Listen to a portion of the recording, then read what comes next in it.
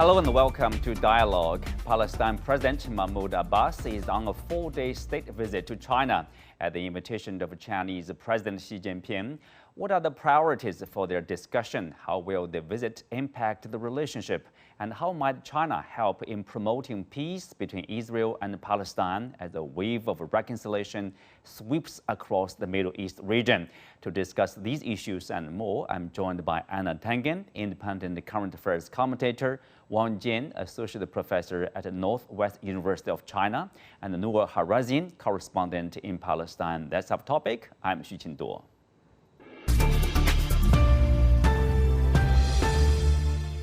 Welcome to Dialogue. I will start with our correspondent on the ground. So, Noor Harazeen, how do people in Palestine see their relationship with China?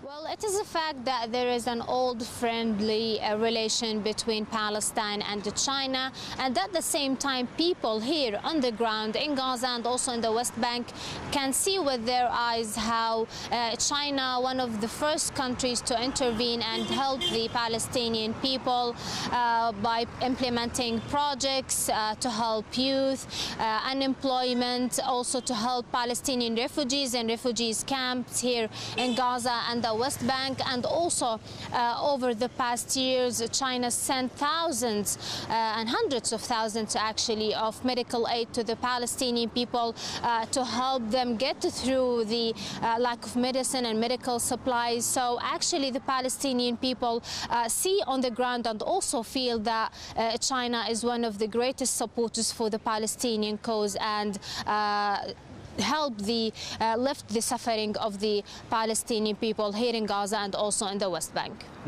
Well, indeed, China has been consistent in supporting the Palestinians' legitimate rights to be realized. And of course, how do they see, China's role in helping promote peace talks with Israelis? So, any expectation here?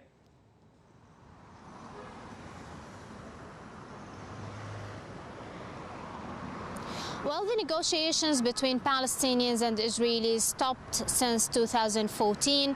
Most of the negotiations were brokered by the U.S. So the Palestinian people felt that the U.S. is taking the side of Israel. So it will really make a big difference for the Palestinian people if this time China intervened and put an effort to reopen the negotiations between Palestinians and Israelis. Palestinian people do feel that this is a very unique visit and it comes in a very unique timing, especially that the Chinese president said back in 2022 and during the Arab-Chinese summit in Riyadh that they will put more effort in the negotiations between Israelis and Palestinians. So maybe today is the time and China will actually put an effort and open the renegotiating file between Palestinians and Israelis. Well, after a meeting between the Chinese and the Palestinian leaders, authorities from both sides announced that the two countries will establish a strategic partnership. So how do you understand, by standing in that region, this strategic partnership? And what more do we know about the issues topping the agenda of the Palestinian president's visit? It's a 4-day visit here.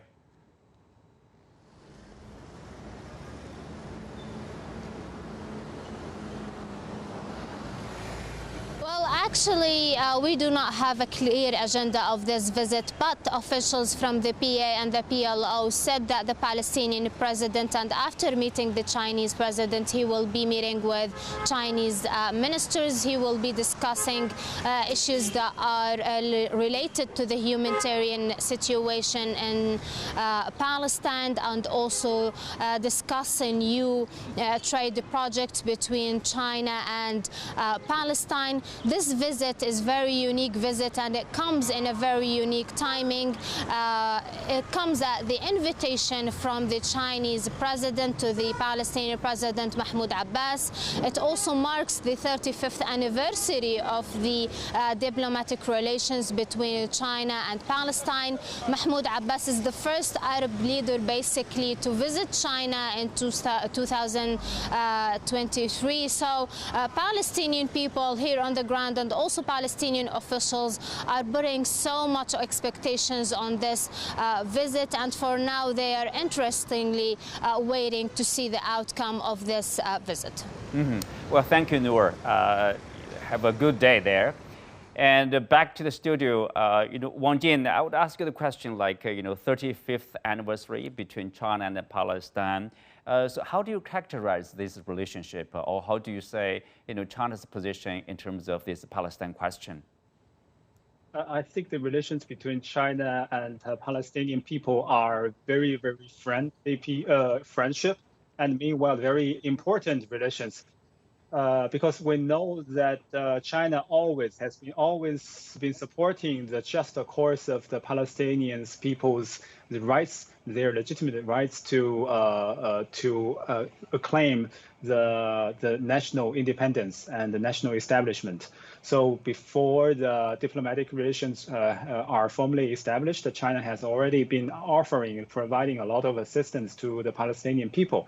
And after the Palestinian Authority was formally formed, China was one of the first countries to recognize the legitimacy of the Palestinian Authority. And during the past decades, China actually, on the one hand, on the many diplomatic and political occasions, reclaim our support and assistance to the Palestinian people's political legitimate rights in the Palestinian lands. And meanwhile, on the other hand, China also provide a lot of the economic, humanitarian assistance to the Palestinian people to help ease their life difficulties and to help them improve their economic situations. So actually, from China's perspective, that Palestinian is a very, very important old friend of China, and also China will continue to do our best to offer the assistance that we can to help the Palestinian peoples, and then to facilitate the peace process, not only for the Palestinians and Israel, but also to the Middle Eastern regional order. Well, Anna, what's your take of this state visit by President Mahmoud here in Beijing, the 4-day-long visit, and against the background of the recent reconciliation among the Arab states, and of course also between Saudi Arabia and Iran here? Well, I think somebody has to try. I mean, this is a very difficult problem because it's Hamas versus Fatah. It is not a united Palestinian state. Obviously Hamas controls the Gaza Strip. They have since 2007. So at this juncture, it's not just negotiations on one side with the Israelis and Palestinians. It's going to have to be both. In order to have a complete, unless you're going with a system where you have a Fatah Palestine and a Hamas Palestine, they have to come together. It's failed in the past. Let's hope that they can do it. But at this juncture, nobody is trying. I mean, China is really stepping up to the plate on a very, very difficult issue. Were able to accomplish a lot with Iran and Saudi Arabia, but that could also be the key to unraveling part of this, because a lot of the support that goes to Hamas does, in fact, come from Iran. So if there is a détente there, if there's a united Arab world out there, that would put a lot of pressure on these two entities to come together. Well, if, let's say if there's a problem with the Palestinian side, or the problem, disunity, like, division between Hamas and Fatah, what about the Israeli side? The Israeli side it's difficult. I mean, you see Netanyahu, he used to repudiate these extreme right-wing, very Orthodox Jews, ultra-Orthodox, kind of and also, yes, yeah. and people who are calling for the outright killing Palestinians. But now they're in his government, and he just says, "Oh, don't worry about them; it'll be okay." But you have ministers there who are openly calling and moving against Palestinians in the occupied zone. So it's very difficult to see. The population in Israel is extremely divided and balkanized. Nothing seems to move. It's just who can form a coalition, who's willing to give in to some entity. I think it's, in many respects, an example of how democracy is failing, because you cannot get a consistent government and position. That's more important. You can have different views on things, but once a country starts down a road, it can't just jump the other way because somebody else got elected. There has to be some continuity. That's what the basis of trust is. I mean, the U.S. has issues of that because they backed out of treaties. In this particular case, trust has to be reestablished. I just don't know if it's going to be easy within Israel. I mean, for sure, it's a daunting task here. Wang Jin, we have the latest news that, as we said, President Xi and President Abbas, they both announced this relationship, this strategic partnership. Tell us more on that. What's your understanding of this strategic partnership between China and Palestine here?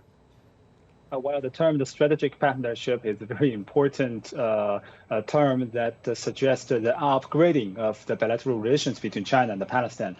Because on the one hand, when we are talking about the strategic partnership, it means that this kind of the very formal strategic relations established between the national states, because in today there was still a lot of discussions or even some kind of arguments that Palestine is not an independent country.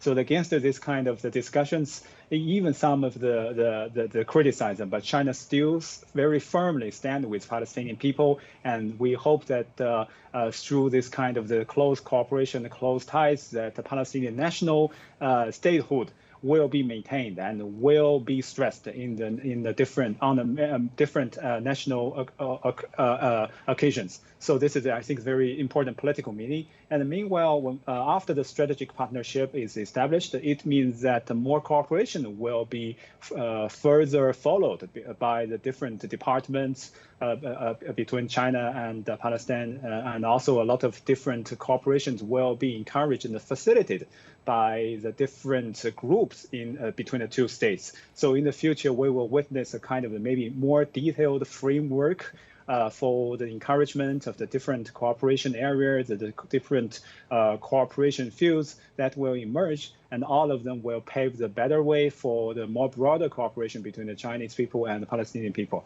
And then I think last but not the least, that China has already promised on many occasions that China will continue to work for the endurable and the lasting and just peace between Israel and Palestine, and also the establishment of the independent Palestinian national state. So this is a very promise that China hope to realize, and also this will be the very, very important step that China will take to help the Palestinian people to reach their national independence dream. I'm sure about it. Mm-hmm. Oh, and of course, President Xi Jinping also made a 3-point proposal. One of that is, or the first one is like the ultimate, way out of this problem is an independent Palestine state, which enjoys full or complete sovereignty, which is based on the 1967 the border demarcation, and also, of course, having this East Jerusalem as its capital city. And secondly, he mentioned about the insurance of this economic and livelihood needs of the Palestinian people, and the international society should reinforce its humanitarian aid and, of course, access to assistance. And also, he stressed about the way forward, that is through dialogue in order to solve this problem, peaceful and dialogue here. Well, yeah, to the third point, what he elaborated that he wanted to make sure that religious issues were kept to a minimum. For instance, using holy sites as pawns in some sort of game of chess. That has been happening lately. Jewish security forces were preventing worshippers from getting into a very holy site, which it had been agreed. In fact, that site was administered by another country, and everyone was extremely upset about this. But you're seeing a lot of that going on. The 3-point proposal is good, but there's some things in there that you should pay attention to. For instance, when he says, East Jerusalem, that more or less says that Jerusalem is not going to be considered part of Israel. And that is going to have repercussions there. I don't know how there's going to be a good reaction from the current government of Netanyahu in Israel. He just could not agree to anything like this. And one of the worst kept secrets in the world is that the Israelis have nuclear weapons, and no one really talks about it, but it's estimated between 50 and 150. And it's been indicated that they would not hesitate to use them if the Arab world was to unite against them. Mm-hmm. But again, if you look at the previous discussion about this Palestine question here, East Jerusalem being the capital city of, let's say, in the past, people would say future Palestine state, but that's an international recognition, right? Yeah, it's there, but I mean, the issue is, possession is 9/10 of the law, as is often quoted by lawyers. And right now, Israel is intent on seizing everything it possibly can. Now, whether this is in preparation for peace talks or whether they just think they can push the Palestinians out and, just be done with them, I don't know. But, within Israel now, I mean, many international groups see it as an apartheid state. They've made, if you're Palestinian and in Israel, remember, there's a good percentage of Palestinians within, you do not have the same rights as a Jew. So as a result, there's a lot of friction within there. So this is a multifaceted issue. And also because of the frictions between, as I said, keep going back to Fatah and Hamas, there are a lot of frictions there. They have to be settled at some point. Yeah, Wang Jin, of course, Israelis may not agree with these, all these principles, these points here proposed by the Chinese side. But then again, I would say, can we say for sure, basically, the international community agreed with each other on these points, like 1967 border, East Jerusalem as a capital city, independent Palestine state. I mean, nobody disputes with that, right? Yes, we actually the 3-point proposal that put forward by China this time should be understood as the very, very fundamental principles for the settlement of the Palestine and Israeli peace, and also the establishment of the independent Palestinian state. Because during the past years, just as Einar mentioned, that there has already a lot of the challenges from some countries and some certain countries about the status of the Jerusalem. Some states claim that, okay, the Jerusalem now is, including the Eastern Jerusalem, is the capital of Israel. Now, okay, if the Palestinians want to establish the capital we want to establish an independent state with the capital so-called Jerusalem, there is some kind of the area such as Abdis, a very, very remote area that not included into the traditional areas of Jerusalem. Now the Abdis, now you can call it a new Jerusalem. So now this is your capital for the Palestinian peoples. So here is kind of the challenge for the traditional consensus from international society about how the Palestinian problem should be settled. And also when we're talking about the border of 1967, yes, this is a very basic the precondition for the settlement of the Palestinian problem. But now what we're looking at is that there were a lot of challenges about this kind of precondition. A lot of states claim that, okay, it's 1967, but we can make some kind of changes. Okay, we can make some kind of a land swap. And we can also ask the Palestinians to give up some parts of lands in the West Jerusalem to Israel so that they can keep their rights for the independent state in the future. So actually everybody is now, some states, certain states are trying to destroy the foundation of the legitimacy of the Palestinian people, and also trying to destroy the very foundation for the possible dialogue, partner to partner, equal dialogue between Palestinian people and Israeli people. So that's why China stressed again during this Part 3 point proposal that East Jerusalem states should be respected, and also the 1967 border line should be respected. They should be the precondition. You can make some changes, but this kind of principle should be respected. I think China actually supported firmly the Palestinian people, and also will continue to do so to help to reach the endurable, just peace between Israelis and the Palestinians. This will benefit everybody. Mm-hmm. Well, speak of this East Jerusalem or independent Palestine state. Of course, over the past more or less 10 years, since 2014, we see continuous expansion of settlement, of Jewish settlement in the West Bank. Of course, that raises the question. Some would say, oh, the two-state solution probably would be impossible to be realized because of the expansion. Is that the case, Anna? Well, that was the aim, definitely from the Israeli side. They knew they were in violation of the international principles. They pushed ahead. The U.S. Would vacillate between different administrations, depending whether it was Obama or whatever, or Trump. Oh, Trump, yeah. Oh, the deal of the century. Yeah, the deal of the century. So as a result, there's no consistency in policy. And the Israeli government, when there were conservatives in there, felt empowered. I mean, they get money from the United States, billions of dollars, mostly going towards military. But that military is being used to fight, or from the Palestinian perspective, to suppress Palestinian rights and statehood. So right now, I don't have a lot of hope that that's going to be. It'll be very interesting, though, to see what Washington says, because everything that Xi Jinping has said is exactly the U.S. position. So it's going to be interesting to see how they try to differentiate themselves from this type of thing. But for certain they will. Yeah, at least on this question, it seems like both China and the U.S., they have the similar goal. That is, what about peace and stability? Well, no, it's not similar. And I'm going to put this out there. Look, the U.S. is going to be remembered in history as the country that broke the Middle East. The question is, will China be the one who fixed it? And that goes to this bigger issue about where these narratives are. Right. I mean, between Palestine and Israel, for example, both China and the U.S. Agree basically, two-state solution to this problem. But of course, the issue is, like, as our correspondent Noor mentioned, the U.S. is seen as taking the side of Israel.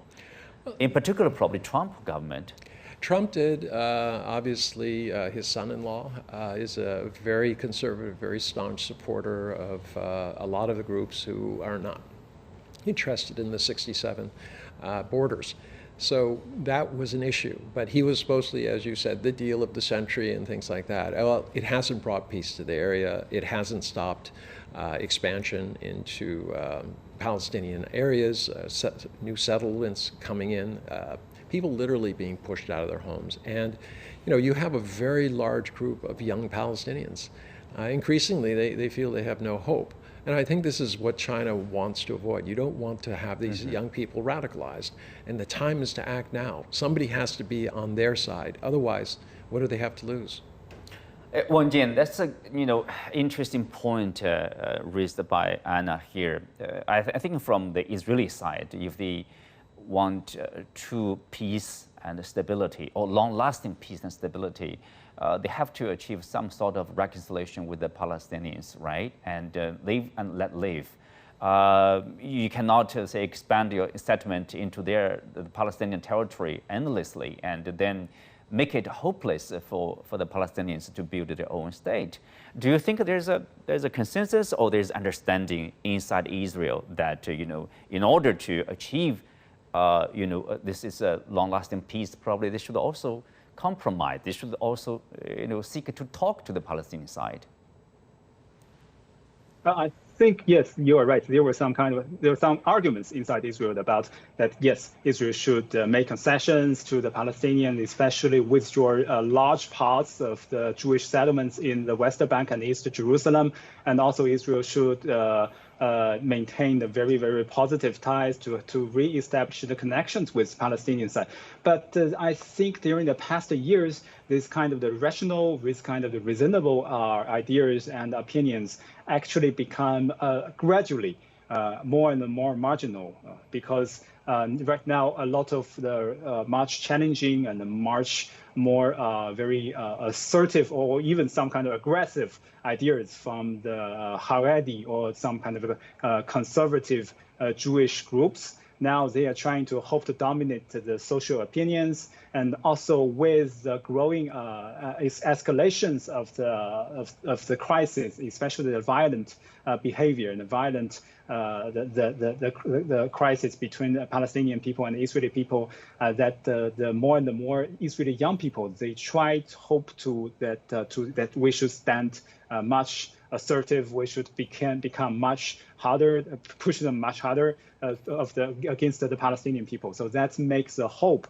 for the kind of the concessions from the Israeli society or the Israeli state over Palestinian people more and more less likely. So what I'm talking about here is that the hope should be maintained, but we need to do something that really can help bring them together and closer again, because in the past years, a lot of things actually destroy and even shaken the very basic political trust between the two sides, Palestinian people and Israeli people. Now the hatred, the distrust emerged and even become dominant between the two sides. So that's why I think we need to do something new. A new mechanism for the two sides communication should be established, and new measures should be taken to encourage more dialogues and formal negotiations between two sides. That is very highly needed. Mm-hmm. Well, Wang Jin, right now we are seeing more and more Arab states, they are establishing ties with Israel. Will that in any way help this Palestine cause, help resolve the issue in a peaceful means? I think it will to some extent, yes. Because yes, there are some kind of the arguments. If you ask some Palestinians, they say, no, of course that will not happen. We should continue to do something, continue to isolate Israel. But then that we should think from another perspective, that with more the peace become the dominant in this region, when the peaceful circumstances and atmosphere becomes dominant in the region, it will help the Israelis to think from another way that yes, the peace could be reached from the dialogue and the negotiation. The traditional confrontations and hatred should be restrained, especially right now, every time after the violation erupted between Israeli and Palestinians. There has been always a lot of ideas and opinion voices inside Israeli society that, yes, we should be reasonable, we should be rational, because we have to take the friendship and the relations with Arab states, especially the Bahrain, especially the UAE, and even the future possible diplomatic relations with Saudi Arabia into our consideration. So we should be very restrained. So I think this will be, maybe it will become the good way to help Israelis to change their behavior and then to become more and more rational in the future, to make concessions, possible concessions to the Palestinian people. Mm-hmm.